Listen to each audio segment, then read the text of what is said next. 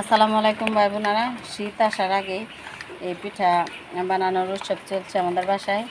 আজকে আমরা দুপুরের জন্য ওই পিঠা বানিয়ে খাবো। বৃষ্টি তো প্রচুর, সেজন্য তো আর কি বানানো শুরু করে দিয়েছি এইভাবে। এইদিকে পিঠাও বানাচ্ছি, সবাই খাবে আজকে মজা করে। গরম পানি দিয়ে ফ্রিজে রাখা গুড়ি এগুলো আমি সুন্দর করে মিক্সড করে নিয়েছি। এখন দিয়ে দিব কড়াইতে।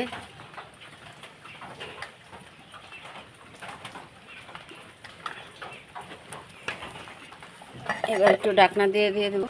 এই তো হয়ে গেছে পিঠাটা। হালকা কড়াইতে একটু তেল দিয়ে নেবেন, দেখবেন মাশাল্লাহ কত সুন্দর হয়, একটুও লাগেনি। দেখছেন কত সুন্দর হয়েছে। অনেকগুলা পিঠা বানাইছি আজকে। এই দেখুন পিঠাগুলো কত সুন্দর, একদম তুলতুলে নরম হয়েছে। এগুলো খেতে অনেক মজা। সেই সাথে বাদামের ভর্তা রেডি করতেছি। আর একটা পিঠা দিয়ে দিলাম, এবার ডেকে দেবো।